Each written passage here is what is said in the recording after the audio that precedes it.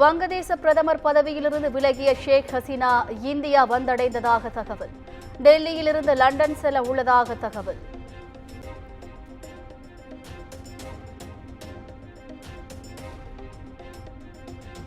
உத்தரப்பிரதேச மாநிலம் ஹிண்டன் விமானப்படை தளத்தில் ஷேக் ஹசீனாவை சந்தித்தார் தேசிய பாதுகாப்பு ஆலோசகர் அஜித் தோவல். பாதுகாப்பான இடத்திற்கு அழைத்துச் செல்லப்பட்டதாக தகவல்.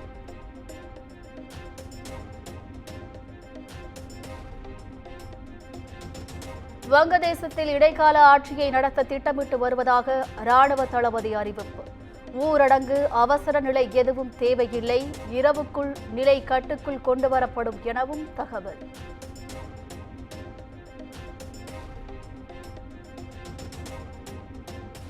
வங்கதேச நாடாளுமன்ற கட்டடத்திற்குள் நுழைந்த போராட்டக்காரர்கள் புகைக்குப்பிகளை வீசி அத்துமீறியதால் பரபரப்பு.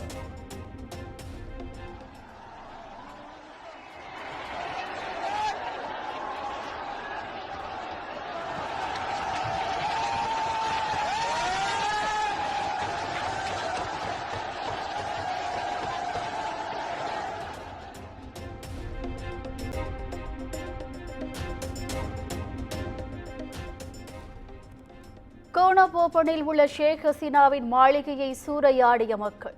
மாளிகையில் உள்ள பொருட்களுடன் போராட்டக்காரர்கள் எடுத்த வீடியோ வைரல்.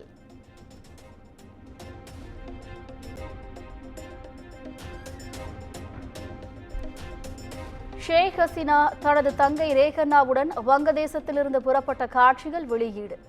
இந்திய தலைநகர் டெல்லியை இருவரும் வந்தடைய உள்ளதாக தகவல்.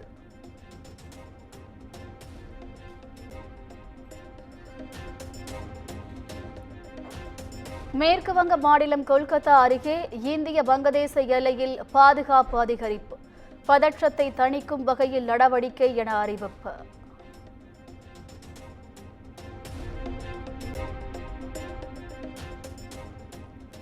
கொல்கத்தா வங்கதேசம் இடையேயான எக்ஸ்பிரஸ் ரயில் ரத்து செய்யப்படுவதாக இந்திய ரயில்வே அறிவிப்பு. ஷேக் ஹசீனா பதவி விலகியதால் வங்கதேசத்தில் நிலவும் பதற்றத்தை தொடர்ந்து நடவடிக்கை.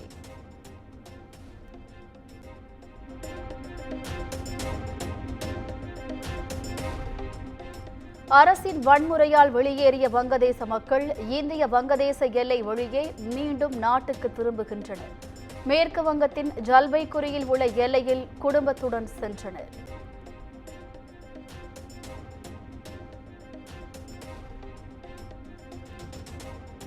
வங்கதேச மக்கள் அமைதி காக்க வேண்டும் என மேற்கு வங்க முதலமைச்சர் மமதா பானர்ஜி வலியுறுத்தல்.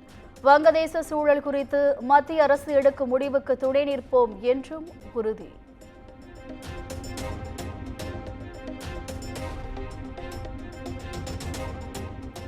அனைத்து சட்டமன்ற உறுப்பினர்களும் தங்களது தொகுதிகளில் நடைபெற்று வரும் வளர்ச்சிப் பணிகளை ஆய்வு செய்ய வேண்டும். அரசின் திட்டங்களை மக்களின் பயன்பாட்டுக்கு விரைந்து கொண்டுவர வேண்டும் என்றும் முதலமைச்சர் மு.க. ஸ்டாலின் அறிவுறுத்தல்.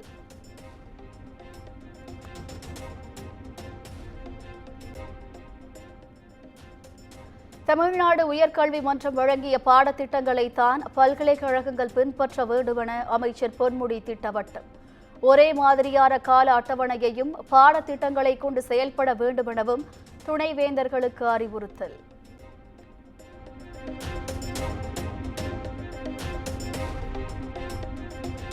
தவறு செய்த கல்லூரிகளின் மீது 3 வகையான நடவடிக்கைகள் எடுக்க அண்ணா பல்கலைக்கழகம் முடிவு. போலியாக பேராசிரியர்களின் தகவல்களை பதிவு செய்த கல்லூரிகளுக்கு நிரந்தரமாக அங்கீகாரம் ரத்து செய்ய திட்டம்.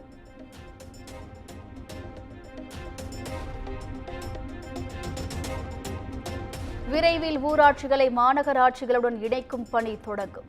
தற்போதைக்கு ஊராட்சி தேர்தலை நடத்திட வாய்ப்பு இல்லை என்றும் அமைச்சர் ஐ. பெரியசாமி திட்டவட்டம்.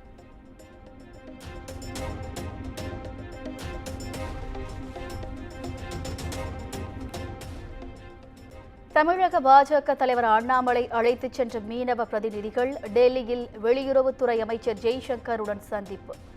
இலங்கை கடற்படை தாக்குதல் உள்ளிட்ட பிரச்சினைகளுக்கு தீர்வு காண மீனவர்கள் கோரிக்கை.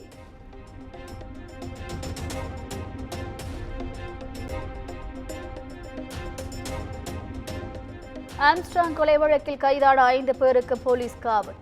காவலில் எடுத்து விசாரிக்க சென்னை எழும்பூர் நீதிமன்றம் அனுமதி.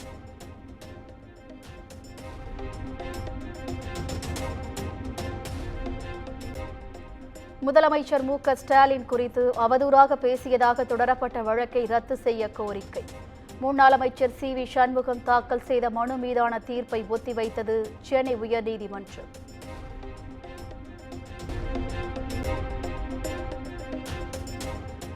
கரூரில் முன்னாள் அமைச்சர் எம்.ஆர். விஜயபாஸ்கரின் உறவினர் வீட்டில் சோதனை. சுமார் அரை மணி நேரம் சிபிசிஐடி போலீசார் சோதனை நடத்தியதாக தகவல்.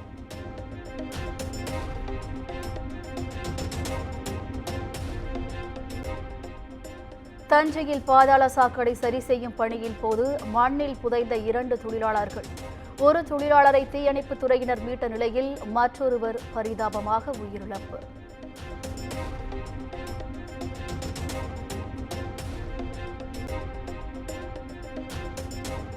விருத்தாச்சலத்தில் கொள்முதல் செய்யப்பட்ட நெல்லுக்கு பணம் வழங்கப்படவில்லை என விவசாயிகள் குற்றச்சாட்டு. அரசு ஒழுங்குமுறை விற்பனை கூடத்தை மூடி விவசாயிகள் போராட்டத்தில் ஈடுபட்டதால் பரபரப்பு.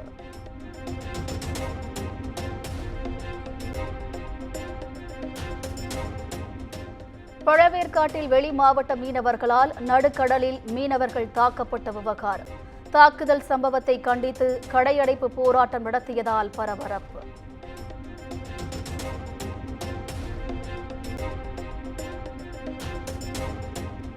வேலூர் மாவட்டத்தில் கொட்டி தீர்த்த கனமழையால் இயல்பு நிலை பாதிப்பு. மழையால் ஆட்சியர் அலுவலகத்தில் ராட்சத மரம் சாய்ந்ததில் 20க்கும் மேற்பட்ட வாகனங்கள் சேதம்.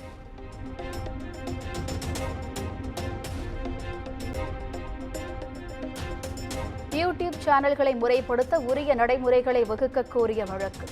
மத்திய அரசு பதிலளிக்க சென்னை உயர்நீதிமன்றம் உத்தரவு.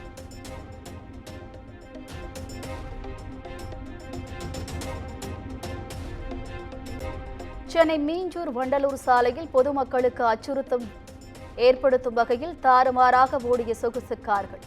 திமுக கொடியுடன் சொகுசு கார்களில் வந்த 4 இளைஞர்களிடம் போலீசார் தீவிர விசாரணை.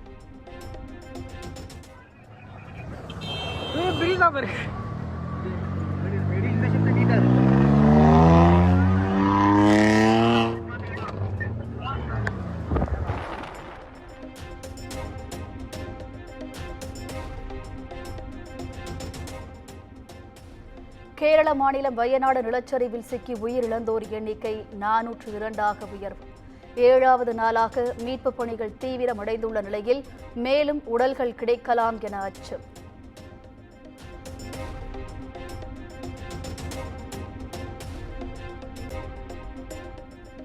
கேரளாவின் வயநாட்டில் அடையாளம் அறியப்படாத 31 பேரின் உடல்கள் சர்வமத சடங்குகளுடன் நல்லடக்கம். 158 பேரின் உடல் பாகங்களும் தனித்தனியே அடக்கம் செய்யப்பட்டது.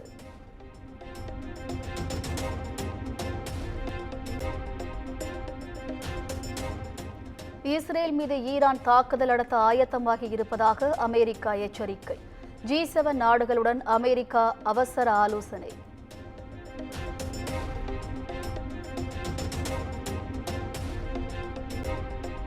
பாரிஸ் ஒலிம்பிக் பேட்மிண்டன் போட்டியில் இந்திய வீரர் லக்ஷயா சென் தோல்வி. வெண்கல பதக்கத்திற்கான போட்டியில் மலேசிய வீரரிடம் தோல்வியடைந்தார்.